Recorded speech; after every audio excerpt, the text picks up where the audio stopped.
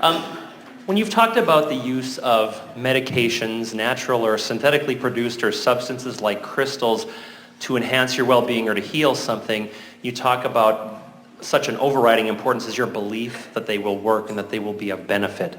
Well, what I'd like to know then is, why do they work for, say, pets or infants that would have no opinion one way or the other about them?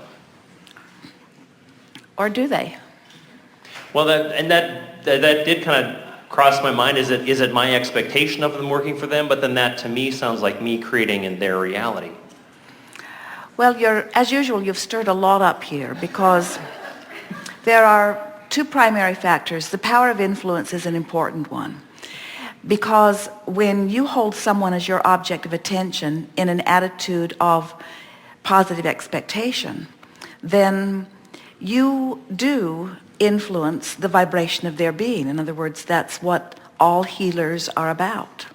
So, and you can't disregard that. We are not saying, or ever would, that you create in someone else's reality, but there is a lot of vibrationally aligning with well-being and knowing it so clearly that you therefore influence another to it. There are those studies that they have provided for you when the doctor believes that it is not a placebo, but something that will be helpful. And there is more recovering under those conditions than when the doctor knows that what has been offered to you is a placebo. So let's just say, and be accurate when we say it, that anytime you believe something and what you believe is a vibrational match to this broader part of you, then that coming together, you've heard us say it in so many different ways, one who's connected to that broader non-physical knowing is more powerful and more influential than millions who are not. The reason that we teased with you in your first remark to us about a child or a pet who has been given a medicine and who therefore finds faster recovery as a result of it, and we say, how do you know that it had any effect, is because without anything being introduced, in an attitude of not contradiction, in other words, in an attitude of pure expectation, wellness always would occur. Pure expectation by the deliverer of that medicine or the receiver of it? Well, in the case of both is helpful, but in the case of the pet or the child that you were speaking of, if there is no negative beating of the drum, wouldn't the illness itself have caused an asking for a desire, and wouldn't an absence of resistance automatically mean wellness would be coming? It would, but how do they know that they're sick? How does a pet know that it's sick, or how does an infant or a newborn know that it's sick? Well, even a one-celled organism is having a comparative experience. In other words, everyone, from every perspective, whether it is an insect or a cell or a genius human, you're having your comparative experience, you see.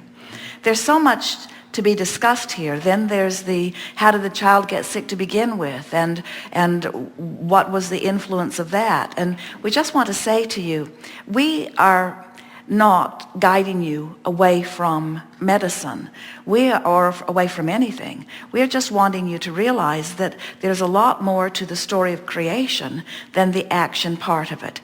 And when action, such as the medicine, comes on the heels of alignment, there is always much more dramatic positive response than if the medicine comes without any attempt at aligning energies.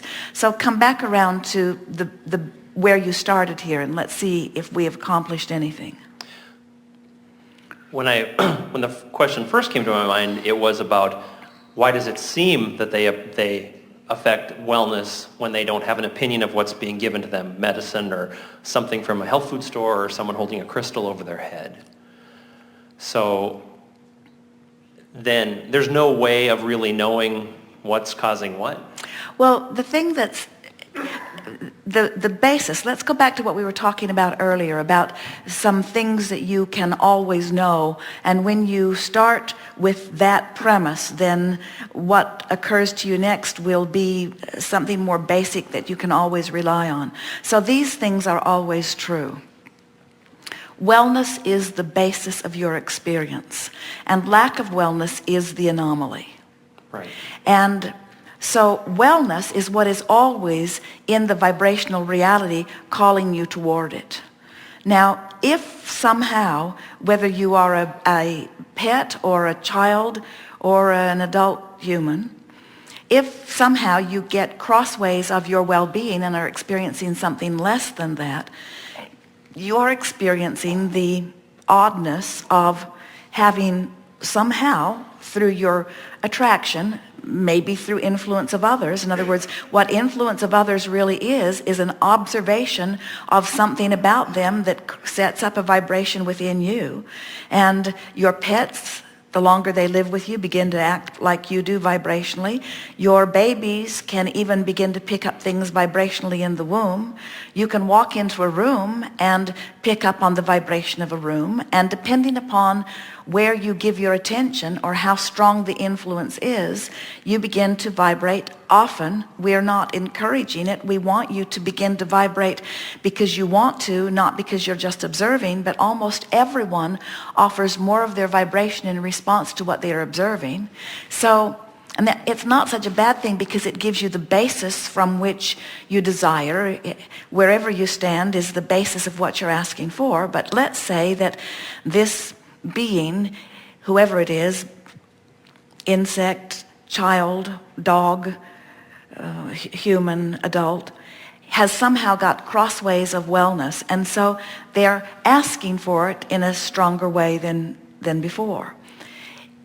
That's the component that we want you to always factor in at the basis of your question.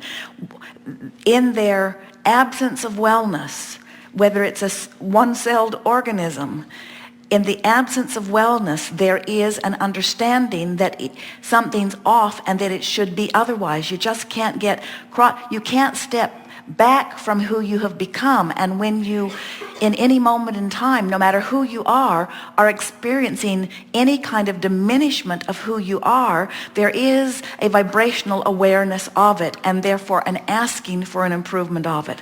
So it's accurate to say the solution is sought and found at a vibrational level in the moment that the problem is acknowledged, or in the moment that the problem exists even not acknowledged.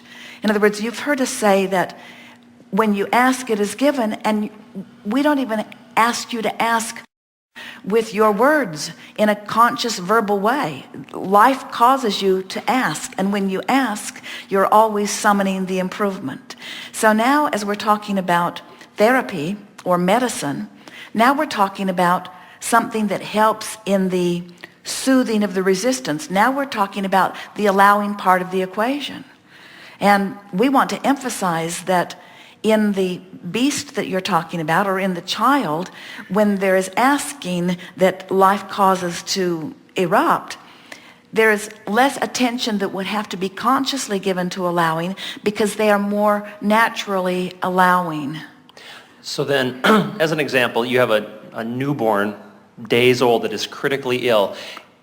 The intervention that is provided then is, they've asked for that. Is that what I'm understanding? So they have vibrationally attracted their path of least resistance to well-being through those medicines or those interventions?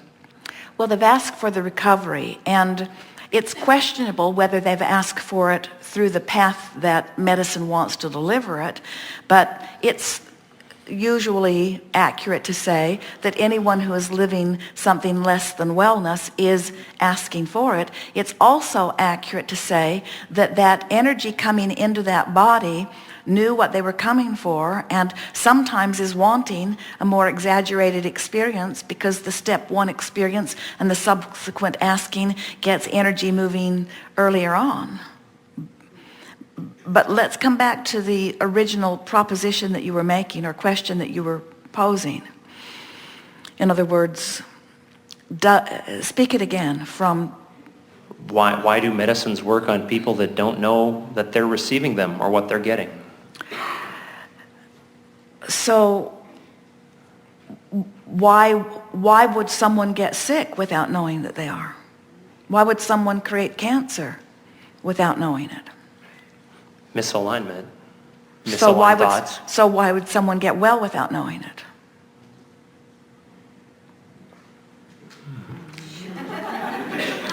Aligned thoughts. Right. So now where are we? So it's their aligned thoughts then that bring them the intervention that they need to continue? Well, as we were saying earlier, there are two factors always present, the power of desire and the power of aligning. So if you have strong desire, the thing that's interesting about a subject, especially about a beast or about a baby who has not yet picked up on the patterns of resistance that you might have if you've been around for a while, is that when they ask, it is given, and there is more likelihood that they will receive what they've asked for. In other words, we would like to flip this whole question upside down and point out to you the absurdity of anyone being sick and not finding an immediate path to wellness. That's really what's odd. Because when you ask, it is always given. And so think about a baby who is asking, who's not so far from remembering that when you ask, it's always given. Right. The freaky thing is when you don't let yourself recover. That's what's really freaky. Because everything else is queued up for your powerful rebalancing and your powerful redefining and re-becoming.